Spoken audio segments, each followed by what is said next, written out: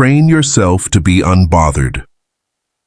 My dear friends, the longer I have lived, the more I have realized that life is not really a test of intelligence, strength, or even luck. It is a test of steadiness.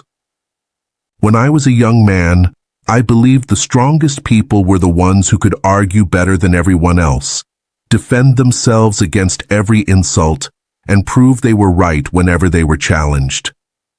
I spent years exhausting myself doing exactly that. Looking back now, I smile at the memory because I finally understand something I could never have understood in my 30s. Every battle I won with my mouth cost me something much more valuable inside my heart. Every argument that left me feeling victorious somehow also left me feeling tired. It took many decades before I discovered that peace has a value no victory can replace. That lesson did not come from reading books or listening to great speakers.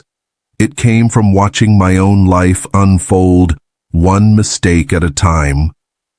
There is something interesting about growing old.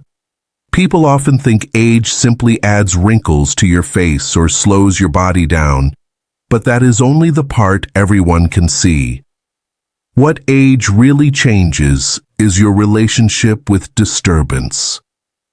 After enough years, you begin noticing that most of the things that once kept you awake at night never truly mattered. The opinions that once hurt eventually disappeared. The people whose approval seemed so important moved on with their own lives. The problems that felt impossible either solved themselves or became so distant that you can barely remember why they seemed so frightening in the first place. Yet while those things disappeared, one question remained. Why did I give them so much of my life? If I could sit across from the younger version of myself, I would not lecture him about success. I would not tell him how to earn more money or impress more people.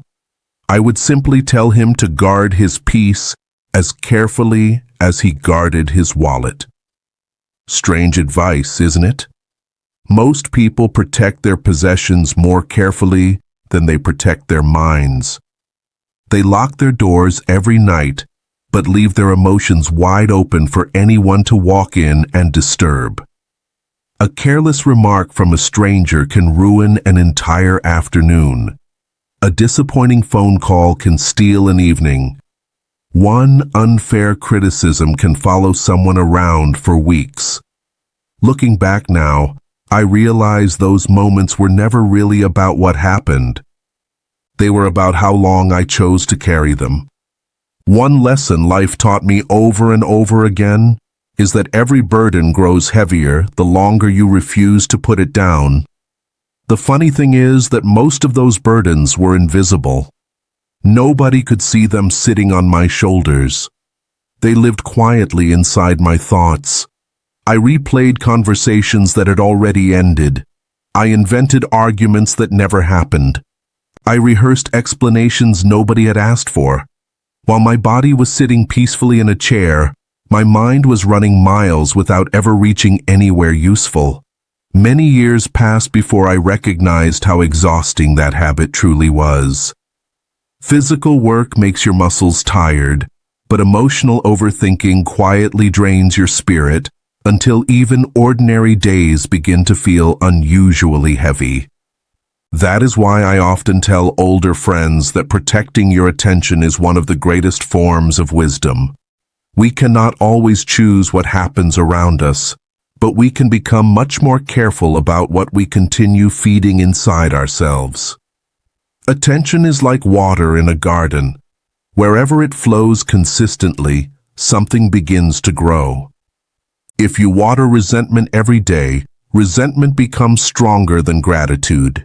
If you water fear every morning, courage slowly withers away.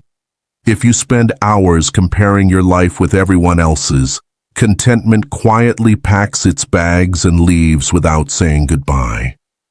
None of this happens overnight. It happens so gradually that many people never notice until years have passed. One thing I admire about certain elderly people I have known is not their wealth or achievements, but their calm presence. Have you ever met someone who simply makes a room feel quieter without saying very much? They are not trying to impress anyone. They do not rush to correct every misunderstanding. They listen more than they speak. When disagreements arise, they somehow remain settled while everyone else becomes agitated. As a younger man, I mistook that calmness for weakness. Now I understand it requires enormous strength. Remaining composed when everything around you encourages reaction is one of the hardest disciplines a human being can develop. I learned this lesson in ways that were sometimes painful. There were moments when I desperately wanted the final word. I wanted people to understand my intentions. I wanted everyone to know I had been treated unfairly. Sometimes I succeeded in proving my point. But afterward, I noticed something strange. Winning the conversation rarely brought me the peace I expected.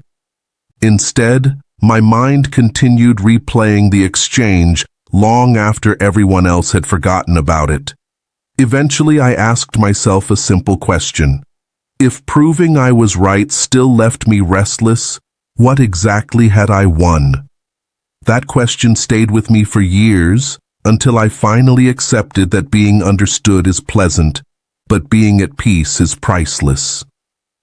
As we grow older, another truth quietly reveals itself. Most people are carrying burdens we cannot see. The person who speaks harshly may be fighting battles they never talk about. The individual who criticizes others constantly may simply be disappointed with themselves.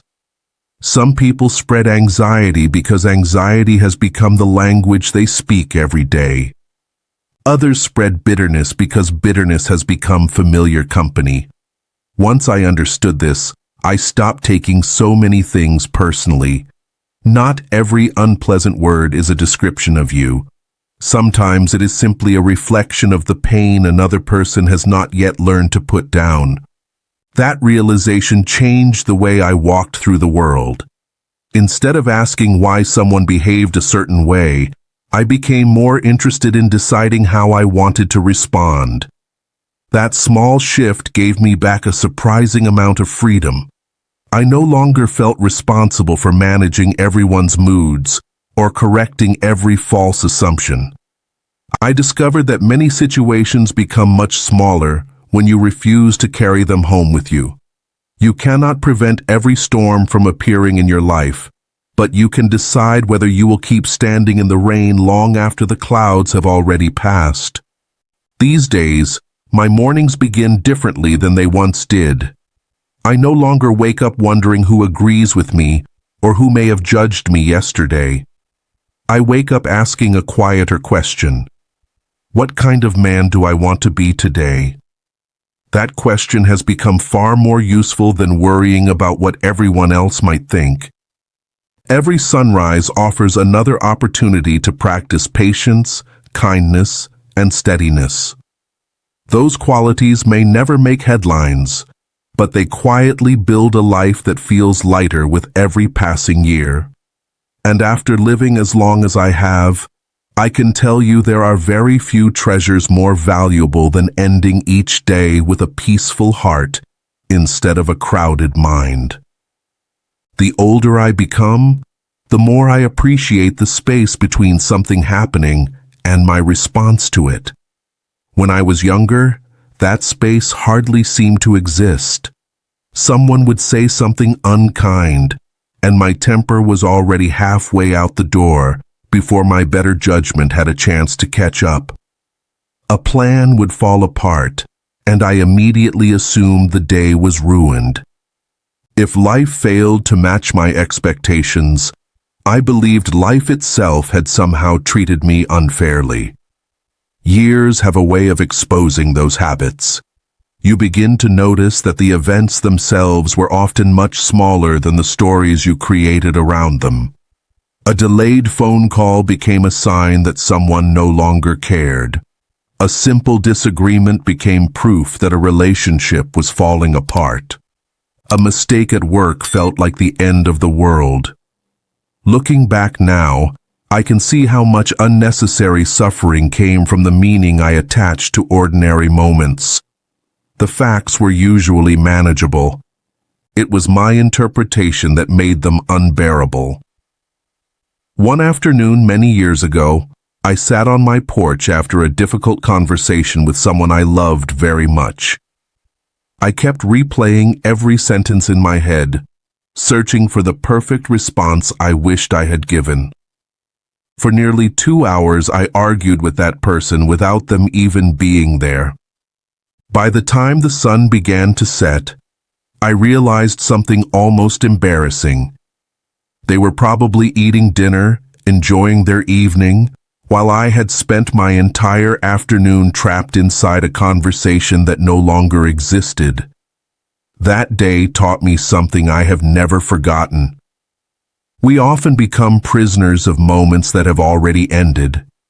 We keep reopening doors that life has already closed. We invite old disappointments back into the house and then wonder why peace refuses to stay with us. These days, I try to ask myself a gentler question whenever something disturbs me. Will this matter a year from now? Very often the answer is no.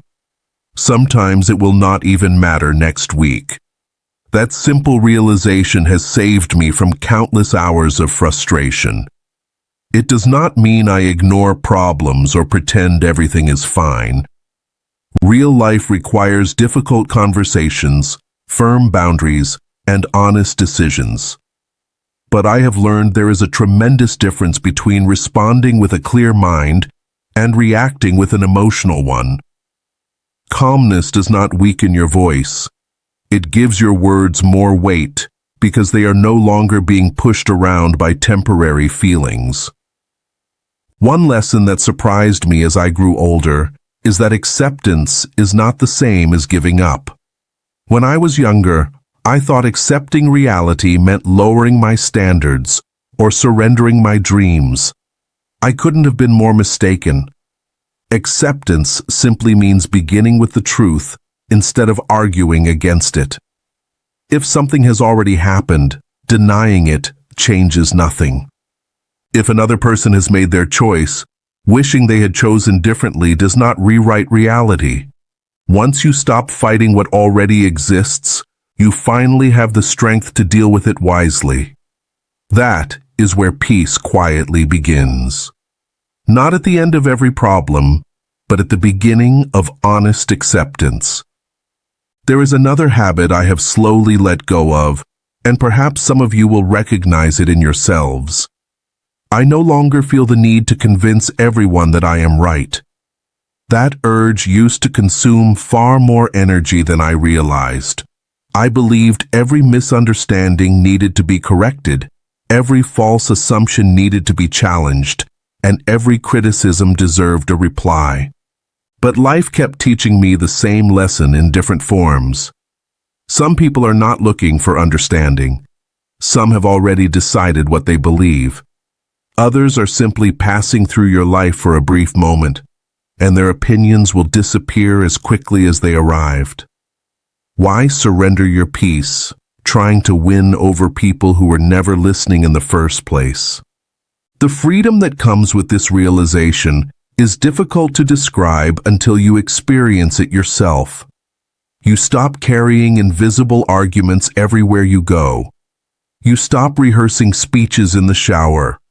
You stop building imaginary courtrooms inside your mind where you are constantly trying to prove your innocence. Instead, your thoughts become available for things that actually deserve your attention. You notice the warmth of your morning coffee. You enjoy a quiet conversation without secretly preparing your next defense. You watch a sunset without checking whether someone else approves of the way you are living. Little by little, life becomes simpler, not because the world has changed, but because you have. I also believe that gratitude grows much more easily inside a peaceful heart than an anxious one. When the mind is always racing toward the next problem, it overlooks the quiet blessings already present. At my age, I have learned not to underestimate ordinary days. A phone call from an old friend, a comfortable chair, birds singing outside the window, laughter from grandchildren, or simply waking up with another chance to begin again. These things once seemed too small to notice. Now they feel wonderfully significant. Perhaps wisdom is not discovering extraordinary moments. Perhaps it is finally recognizing how extraordinary ordinary moments have been all along. If there is one hope I have for everyone listening today, it is not that your life becomes free of hardship. None of us receive that promise. There will still be disappointments. There will still be losses, misunderstandings, and unexpected changes. But I hope you discover something even more valuable. I hope you discover that your heart can remain steady even while life keeps moving. I hope you learn that your character is stronger than your circumstances, that your peace is more durable than passing opinions, and that every day gives you another opportunity to choose wisdom over impulse, kindness over resentment, and calm over unnecessary conflict. When I look back over the many decades behind me, I don't remember every argument I won. I don't remember every person who doubted me, or every criticism that once seemed so important. Those memories have faded with time.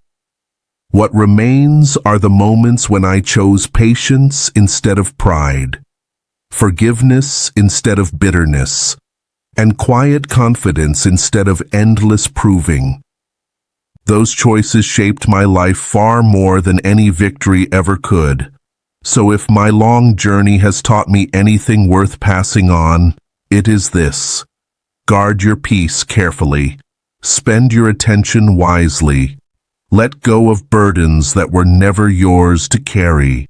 Speak when your words can help, stay silent when silence is the wiser companion, and never forget that the person you become matters far more than the opinions that surround you. Thank you, my dear friends, for spending this time with me. It means more than you know that you chose to sit here and share these quiet moments together. I truly hope something from my own journey gives you a little more peace for yours. Until we meet again, take good care of yourselves, be gentle with your hearts, and may each new day bring you a little more wisdom, a little more gratitude, and a little more calm. Goodbye for now, and I'll look forward to talking with you again very soon.